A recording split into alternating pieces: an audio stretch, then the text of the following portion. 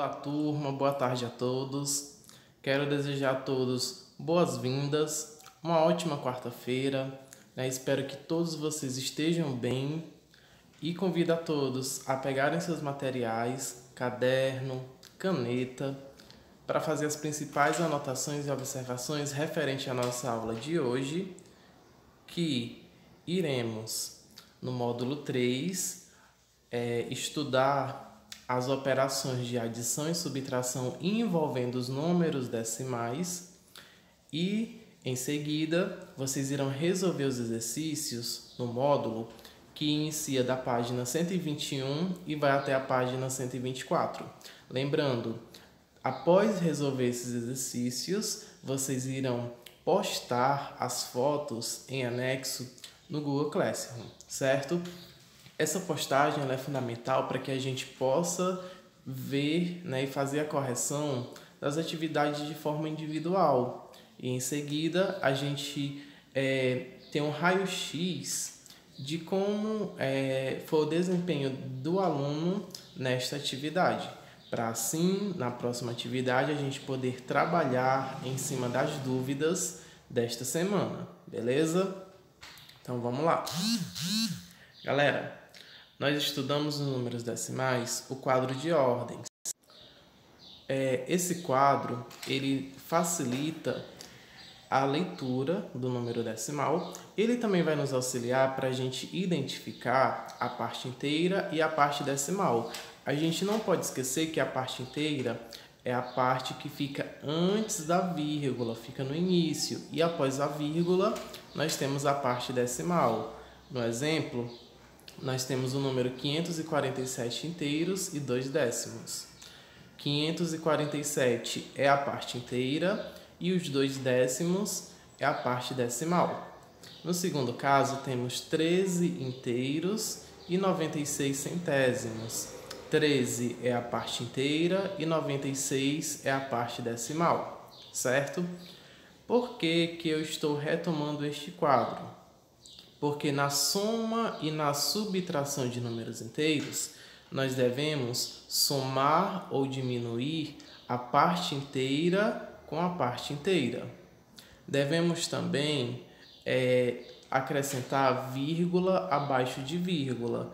E, por fim, a gente resolve, ou na soma ou na subtração, a parte decimal com a parte decimal. Em outras palavras, quando a gente for adicionar ou subtrair 2 ou mais números na forma decimal, nós devemos organizar esses números de modo que vírgula fique abaixo de vírgula, de modo que a gente soma ou subtrai a parte inteira com parte inteira e a parte decimal com a parte decimal, ok?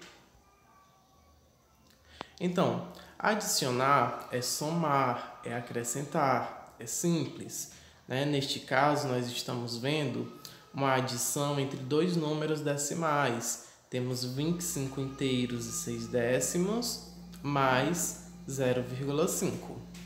Então, como eu falei anteriormente, a gente vai organizar essa soma de modo que parte inteira fique com a parte inteira, vírgula abaixo de vírgula e parte decimal com parte decimal. Em seguida, a gente vai começar resolvendo a parte decimal. Nesse caso aí, vamos somar 6 mais 5, que dá igual a 11. Fica 1 e vai subir 1. Não esquecendo de que a gente deve colocar vírgula, né? Vírgula abaixo de vírgula. Agora a gente vai para a parte inteira. Somando 1 mais 5, 6. 6 mais 0, 6. Não tem nenhum número para somar o 2, eu vou apenas repeti-lo. Caso o aluno queira completar esse número, ele pode acrescentar um 0 abaixo do 2, que é uma forma de não deixar espaços em branco, certo? Senão vocês vão fazer como eu fiz, né? Sendo assim, a gente obteve 26 inteiros e 1 décimo. É assim que a gente faz a soma com dois números decimais. Em seguida, nós iremos para a subtração. Temos 25 inteiros e 6 décimos, menos 2 inteiros e 5 décimos. Não podemos nos esquecer que parte decimal com parte decimal, vírgula abaixo de vírgula e parte inteira com parte inteira. Logo, observem como a gente dispôs esses números na subtração, né? Então, a gente vai diminuir 6 menos 5, que é 1, repete a vírgula, vamos diminuir 5 menos 2, que é igual a 3, e repete o próximo número, porque não há nenhum número para diminuir com ele. Ok, pessoal? É bem simples. Ano passado, no 5º ano, vocês estudaram também esse assunto, não é novo para vocês, né? Então, espero que vocês tenham entendido, certo? Não esqueçam que amanhã nós temos o nosso plantão de tira dúvidas, que acontece às 13 horas através do Google Meet, e a participação de todos é de extrema importância, porque é nesse encontro que a gente tira as principais dúvidas, a gente também pode retomar a atividade para explicar e também uma forma de interagirmos, certo? Em seguida, nós temos a atividade que está indicada na agenda, e a primeira questão, ela pede apenas para efetuar os cálculos. No item A, vocês vão somar 4,56 mais 3,01, né? Não esquecendo de usar as regras que eu falei no início, organizar de modo que vírgula fique embaixo de vírgula, parte decimal com parte decimal e parte inteira com parte inteira. Na B temos 27 inteiros, 936 milésimos, menos 5 inteiros, 631 milésimos. No item C, 43 mais 9 inteiros e 71 centésimos. No item D, 50 inteiros e 43 centésimos, menos 21 inteiros e 28 centésimos, mais 4 inteiros e 3 décimos. Dando continuidade, temos a questão 2, que pede para observar os preços de alguns produtos. Vemos que a lapiseira custa R$ 5,90, o lápis custa R$ 1,15, a borracha custa R$ 2,45 e o apontador custa R$ 1,80. Item A. Quantos reais uma pessoa deve pagar por uma lapiseira e um apontador? Então, no primeiro ponto do item A, vocês vão somar o preço da lapiseira mais o preço do apontador. No segundo ponto, um lápis e um apontador. Então, você vai somar o preço do lápis mais o preço de um apontador. No terceiro ponto, nós temos um lápis e uma borracha. Então, você vai somar o preço do lápis com o preço da borracha. E, por fim, você vai somar o preço de um lápis, uma lapiseira e uma borracha. No item B diz, sem efetuar cálculos por escrito, estime o valor do troco que uma pessoa deve receber se comprar os 4 produtos e pagar com uma cédula de R$ 20. Em seguida, em seu caderno, faça o cálculo exato e verifique se você fez uma boa estimativa. Dando continuidade, temos a questão 3 que diz, para pagar uma compra, Cíntia tem R$ 10 na carteira. Veja como ela estimou quanto pagaria nessa compra.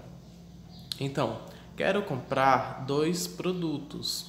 Um deles custa R$ 3,15 e o outro R$ 7,78. Arredondei os valores para 3 e para 7, respectivamente, e adicionei. Assim, estimei que se eu pagar aproximadamente R$ 10 pela compra. Então, o item A quer saber qual o valor exato da compra que Cíntia deseja fazer. Ela tem dinheiro suficiente? Então, você vai somar. B. O arredondamento de Cíntia foi adequado para esta situação? Por quê? Como você faria?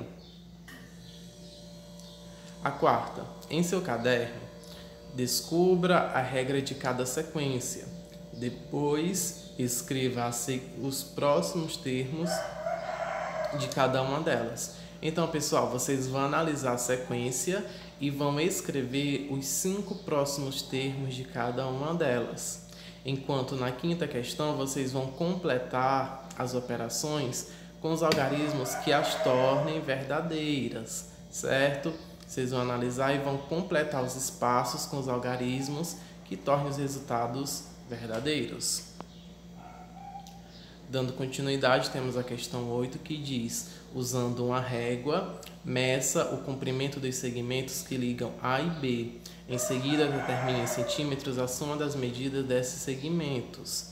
Então, vocês vão medir e vão somar quanto é que dá a soma dessas medidas dos segmentos.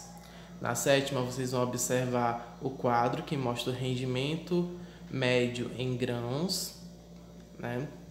Vocês vão analisar que tem o café, feijão, milho, soja e o trigo. E em seguida, vocês vão solucionar os itens. No item A, ele pergunta: que cultura de grãos obteve o maior rendimento médio por hectare e o menor rendimento? É só analisar na tabela. B. Qual a diferença de rendimento entre as culturas de soja e café? A diferença é uma conta de menos, então você vai diminuir soja menos o café. No segundo ponto, trigo menos o feijão. E no terceiro ponto, o milho menos a soja. C. Calcule o rendimento médio por hectare de amendoim em casca desse período, sabendo que seu rendimento foi de 2,445 toneladas por hectare, a mais do que o rendimento médio do feijão. Então, você vai comparar o rendimento do feijão com o do amendoim e vai considerar que o do amendoim ele teve essa quantidade a mais que o do feijão. Então, você vai analisar na tabela. Tem a questão 8, que pede para ler o texto. E aí você vai calcular a diferença em metros da linha dos 3 pontos até o ponto no solo exatamente abaixo do centro da cesta das quadras dos Estados Unidos e do Brasil. Você vai calcular a diferença, né? Ó, está indicado na imagem e você vai só diminuir esses valores. Lembrando que um é dos Estados Unidos e o outro se refere a do Brasil, né? Então você vai calcular essa diferença. E após a questão 8, nós temos um quadro que aí vocês vão usar a calculadora para calcular cada um desses itens que seguem. Beleza? É bem simples. Nesse quadro não precisa de fazer o cálculo. Vocês vão só pegar uma calculadora, vão somar e colocar a resposta final. Essa questão ela tem o objetivo de trazer os recursos tecnológicos, como a calculadora, por exemplo, para a aplicação da soma e subtração de números decimais. Galera, essa foi a nossa atividade, certo? Desejo a todos uma excelente tarde, bons estudos. Qualquer dúvida, estou à disposição. E aqui fico meu muito obrigado a todos. Até mais!